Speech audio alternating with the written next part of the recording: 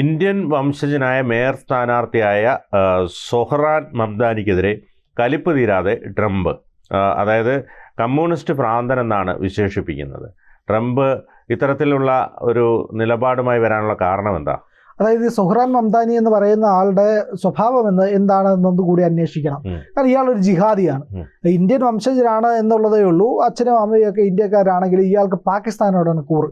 പാകിസ്ഥാനാണ് നല്ല രാജ്യം, പാകിസ്ഥാൻ ഗംഭീര രാജ്യമാണ്, മനുഷ്യത്വത്തിൻ്റെ കേദാരമാണ്, മറ്റേതാണ് മറിച്ചതാണെന്നൊക്കെ പറഞ്ഞുകൊണ്ട് പാകിസ്ഥാനെ പുകഴ്ത്തുകയാണ് ഇയാളുടെ മെയിൻ പണി. എന്നിട്ട് ഇന്ത്യക്കെതിരെ എവിടെയൊക്കെ മൈക്ക് കിട്ടു അവിടെയെല്ലാം ഈ കവലയിൽ നിന്ന് ചീത്ത വിളിക്കുന്ന ചില ചട്ടം പിതമ്മാടികളെ കണ്ടിട്ടില്ലേ, അതുപോലത്തെ ഒരു ജന്തുവാണ് ഇയാൾ. ഇയാളുടെ സ്ഥിരം പരിപാടി എന്ന് പറഞ്ഞു കഴിഞ്ഞാൽ ഹിന്ദുക്കൾക്കെതിരായ പരാമർശം നടത്തുക, ഈ പറയുന്ന ഇന്ത്യക്കാരെ മുഴുവൻ ചീത്തയായിട്ട് ചിത്രീകരിക്കുക, ഇതൊക്കെയാണ് ഇയാളുടെ മതഭ്രാന്തനാണ്. ഇസ്ലാം തലയ്ക്ക് പിടിച്ചു പോയി ഭ്രാന്തായ ഒരു കക്ഷിയാണ്. എന്നാൽ ഇയാളുടെ പ്രധാന പരിപാടി എന്ന് പറഞ്ഞാൽ ഒരിക്കലും ഒരു തീവ്രവാദി ആക്രമണത്തെ ഇയാൾ അപലപിക്കില്ല. ഈ പറയുന്ന പഹൽഗാമിൽ നടന്ന ആക്രമണത്തെ ഒന്നും ഇയാൾ തൊട്ടിട്ട് പോലുമില്ല. പക്ഷേ ഗുജറാത്തിൽ നടന്നത് മുസ്ലിങ്ങൾക്ക് നേരെയുള്ള അതിക്രമമാണെന്നും ആക്രമണമാണെന്നും ഒക്കെയാണ് ഇയാൾ പറയുന്നത്. അതുപോലെ തന്നെ നിരവധി പ്രശ്നങ്ങളിൽ ഇന്ത്യക്കെതിരെ ഇയാൾ നിലപാടെടുത്തിട്ടുണ്ട്. കശ്മീർ സ്വതന്ത്രമാക്കണമെന്നൊക്കെ പറഞ്ഞുകൊണ്ടൊക്കെ വലിയ ലേഖനങ്ങൾ എഴുതുകയും വലിയ പ്രവർത്തനങ്ങൾ നടത്തി. പറഞ്ഞിരിക്കുന്നത് ന്യൂയോർക്ക് നഗരത്തെ രക്ഷിക്കുമെന്ന് വീണ്ടും ഹോട്ട് ആൻഡ് ഗ്രേറ്റ് ആക്കുമെന്നാണ് പറഞ്ഞിരിക്കുന്നത്. ന്യൂയോർക്കിനെ രക്ഷിക്കാനായിട്ട് ട്രംപ് വിചാരിച്ചാൽ കഴിയും. ട്രംപിന്റെ നിലപാടിലാണ് കാര്യങ്ങൾ ഇരിക്കുന്നത്. ട്രംപിന്റെ അഴകുഴമ്പൻ സ്വഭാവവും വിടുവായത്തരവും ഒക്കെ മാറ്റിവെച്ചിട്ട് അമേരിക്കയെ സ്റ്റേണായിട്ട് നിർത്താനായിട്ട് ജോർജ് ഡബ്ല്യു ബുഷൊക്കെ എടുത്ത നിലപാടുകൾ പോലെ ശക്തമായ നിലപാടെടുത്തു കഴിഞ്ഞാൽ അമേരിക്ക എപ്പോഴും ഗ്രേറ്റ് ആയിട്ട് തന്നെ നിൽക്കും. New York city hot and great തന്നെയാവും, അതിലും സംശയമില്ല. പക്ഷേ ഇവിടെ മംദാനിയെ പോലുള്ളവർക്ക് ന്യൂയോർക്ക് സിറ്റിയിൽ എങ്ങനെയാണ് മേയർ സ്ഥാനാർത്ഥിയാവാനുള്ള അവസരം പോലും ലഭിക്കുന്നത് എന്നുള്ളതിനെപ്പറ്റി വ്യക്തമായിട്ട് പരിശോധിക്കേണ്ടതുണ്ട്. ന്യൂയോർക്ക് നഗരത്തിൽ 10 ലക്ഷത്തോളം മുസ്ലിം വോട്ടർമാരുണ്ട്. അതാണ് ഇതിൻ്റെ അകത്ത് പ്രധാനപ്പെട്ട കാര്യം. അതുപോലെ തന്നെ ജൂത വോട്ടർമാരും ഉണ്ട്.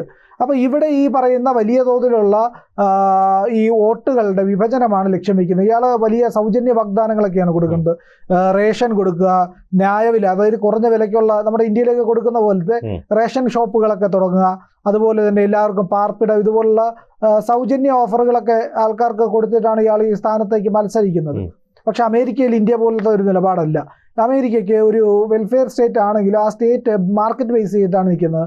അവിടെ കഴിവുള്ളവന്, അധ്വാനിക്കാൻ തയ്യാറുള്ളവന്, സുഖമായിട്ട് ജീവിക്കാൻ കഴിയുന്ന സാഹചര്യങ്ങൾ ഒരുക്കാൻ സർക്കാരിന് കഴിയാറുണ്ട്. അവിടെ തൊഴിലവസരവും വലിയ ശമ്പളം, ഉയർന്ന ശമ്പളമാണ് അവിടെ ലഭിക്കുന്നത്. നമുക്കറിയാലോ, ആപ്പിൾ ഫോൺ ഇന്ത്യയിലേക്ക് വന്നപ്പോൾ ട്രംപ് പറഞ്ഞ് അമേരിക്കയിൽ കൊണ്ടുവന്ന് സ്ഥാപിക്കണം. അമേരിക്കയിൽ സ്ഥാപിച്ചു കഴിഞ്ഞാൽ അത് 3 ഇരട്ടി വിലയാവും. ആ ഫോണിന്റെ നിർമ്മാണ ചെലവ് അത്രയും വർദ്ധിക്കും.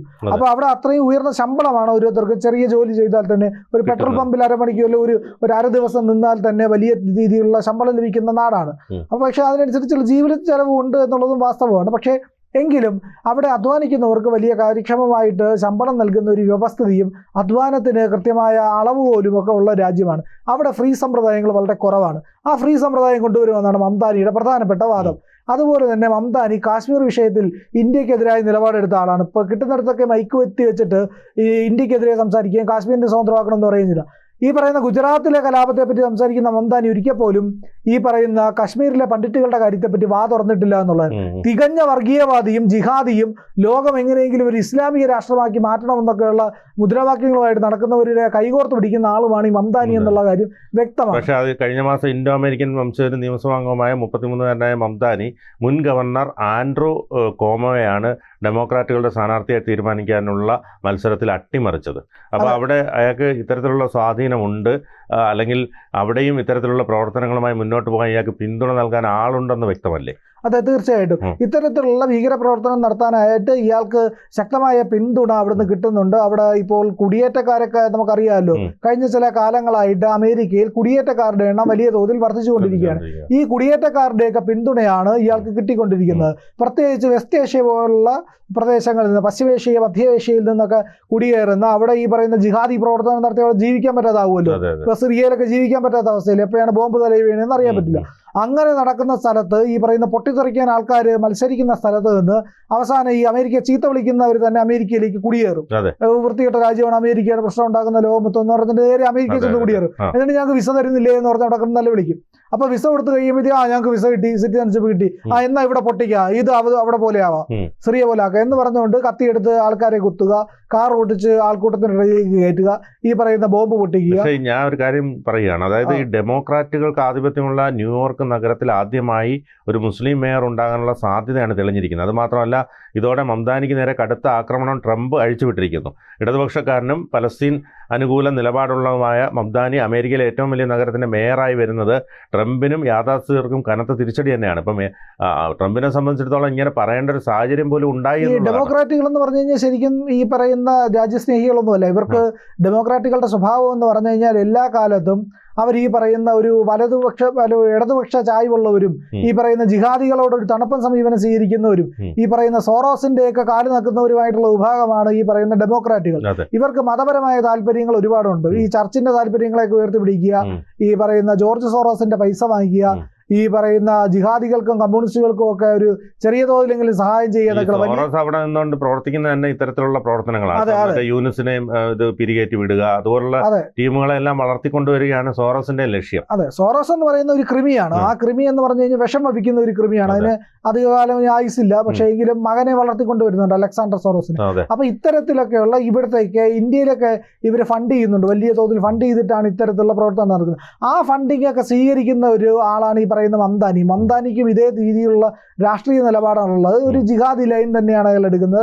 എങ്ങനെയും ഇന്ത്യയെ നശിപ്പിക്കുക, ഈ പറയുന്ന പാകിസ്ഥാനിൽ എഴുതി വെച്ചിരിക്കുന്നത് ക്രഷ് ഇന്ത്യ നശിപ്പിച്ച് ഇന്ത്യയെ മൊത്തം ആൾക്കാരെ കൊന്ന് ഹിന്ദുക്കളെയൊക്കെ വംശഹത്യ ചെയ്ത് ഞങ്ങൾക്ക് അവിടെ പിടിച്ചെടുത്ത് ഇസ്ലാമിക രാജ്യമാക്കണമെന്നൊക്കെയാണ് പാകിസ്ഥാന്റെ സ്വപ്നം. അതുപോലത്തെ നിലപാടുകളൊക്കെ പിന്തുണയ്ക്കുന്ന ആളാണ് മംദാനി. നരേന്ദ്രമോദിക്കെതിരെ ഹീനമായ വിദ്വേഷ പ്രചാരണം നടത്തിയത് ഒരു വിഷപ്പാമ്പാണ് മംദാനി എന്ന് നമുക്ക് വ്യക്തമായിട്ട് പറയാൻ കഴിയും. കൃത്യമായ ഭീകരനാണ്. ഈ പറയുന്ന ലഷ്കർ-ഇ തോയ്ബയൊക്കെ പിന്തുണയ്ക്കുന്ന, ഈ പറയുന്ന താലിബാനെയൊക്കെ പിന്തുണയ്ക്കുന്ന ഒരാളാണ് അയാൾ. ന്യൂയോർക്ക് സിറ്റിയുടെ അധികാരത്തിലേക്ക് എത്തുക എന്ന് പറഞ്ഞു കഴിഞ്ഞാൽ ഏതാണ്ട് ന്യൂയോർക്ക് സിറ്റിയുടെ അന്ത്യം കാണാൻ പോകുന്നു, ഇല്ലെങ്കിൽ ന്യൂയോർക്ക് സിറ്റിയിൽ എന്തോ സംഭവിക്കാനിരിക്കുന്നു എന്നൊക്കെ പറയും. നമ്മൾ ഈ പറയുമല്ലോ മാൻഡ്രേക്ക്, ഇപ്പൊ കേരളത്തിലൊക്കെ മാൻഡ്രേക്ക് ഉള്ളതുപോലെ അവിടെയും മാൻഡ്രേക്ക് പിടികൂടാനിരിക്കുന്നു എന്നുള്ളതിന്റെ ഏറ്റവും വലിയ ലക്ഷണം. അതുകൊണ്ടാണ് ഈ പറയുന്ന ജിഹാദി കമ്മ്യൂണിസ്റ്റ് ലുനാറ്റിക്കാണ് എന്ന് ട്രംപ് ഇയാളെ വിശേഷിപ്പിച്ചത്. അതിന് കാരണം ഇത്രയേ ഉള്ളൂ, ഇയാളൊരു മതഭ്രാന്തനാണ്, അതുപോലെ തന്നെ ഇടതുപക്ഷ ഭ്രാന്തനുമാണ്. അപ്പൊ ഇത് രണ്ടും കൂടെ 2 വർഷം ഒരുമിച്ചടിക്കുക എന്ന് പറയില്ലേ, അതുപോലത്തെ ഒരു സാധനമാണ് ഈ പറയുന്ന ഈ മംദാനി എന്ന് പറയുന്നത്. ഇടതുപക്ഷവുമാണ്, കമ്മ്യൂണിസ്റ്റുമാണ്, അതേസമയം ഈ പറയുന്ന ജിഹാദിയുമാണ്. പൗരത്വം റദ്ദാക്കി നാടുകടത്താനുള്ള നടപടി ഉണ്ടാവുമോ? അത് ഇയാളെ പോലുള്ള ആൾക്കാർ അങ്ങനെയാണ് ചെയ്യേണ്ടത് ശരിക്കും പറഞ്ഞത്. പക്ഷേ ഇന്ത്യൻ വംശജരാണ്, ഇന്ത്യയിൽ തിരിച്ചു കയറ്റാൻ പറ്റില്ല. നരേന്ദ്രമോദി ചീത്ത വിളിച്ച ആളാണ്. സംഘപരിവാറിനൊക്കെ എതിരായിട്ട് നരേന്ദ്ര പ്രവർത്തനം പാകിസ്ഥാനിലാണ് ഏറ്റവും നല്ല രാജ്യം എന്നാണ് പറയുന്നത്. പക്ഷേ അയാൾ ജീവിക്കുന്ന അമേരിക്കയിലെ, പാകിസ്ഥാനിൽ പോയി ജീവിക്കണം, അവിടുത്തെ ആൾക്കാർക്ക് വേണ്ടി പ്രവർത്തിക്കട്ടെ, അതാണ് വേണ്ടത്. പക്ഷെ അവിടെ ചെന്ന് കഴിഞ്ഞാൽ വിവരം അറിയും. ഈ പറയുന്ന അയാളുടെ പരിപാടികളൊന്നും അവിടെ നടക്കൂല, അമ്മര് വെടിവെച്ച് കൊല്ലും എന്നുള്ളതാണ്. ഈ പറയുന്ന മംദാനി ഹാഫ് ഇന്ത്യൻ ആണല്ലോ, ഹാഫ് ഇന്ത്യനും ഈ പറയുന്ന ഹിന്ദു വംശത്തിന്റെയൊക്കെ ചെറിയ ബന്ധങ്ങളൊക്കെ ഉള്ള ആളാണല്ലോ. അപ്പൊ അങ്ങനെ വരുമ്പോഴത്തേക്കും കാഫറാണ്. കാഫറിനെ കൊന്നു കഴിഞ്ഞാൽ മോക്ഷം കിട്ടും. അപ്പൊ ആ കാഫർ മുമ്പിൽ വന്നിരിക്കുന്നു. അപ്പൊ പാകിസ്ഥാനിലാണെങ്കിൽ കൊല്ലാമെന്നേ വിചാരിക്കുള്ളൂ. അതുകൊണ്ട് മംദാനിക്ക് ഈ പറയുന്ന വിടുവായത്വത്തിനും ഈ പറയുന്ന ഭീകരപ്രവർത്തനത്തിനും നല്ലത് അമേരിക്ക തന്നെയാണ്. ന്യൂയോർക്ക് സിറ്റിയുടെ മേയർ ആവുമെങ്കിൽ അത് ന്യൂയോർക്ക് സിറ്റിയുടെ തലവരെ എന്നേ ഇനി പറയാൻ കഴിയുള്ളൂ. കൂടുതൽ വാർത്തകളും വിശേഷങ്ങളും നിങ്ങളിലേക്ക് എത്താൻ ABC മലയാളം സബ്സ്ക്രൈബ് ചെയ്യുക, ബെൽ ബട്ടണും അമർത്തുക.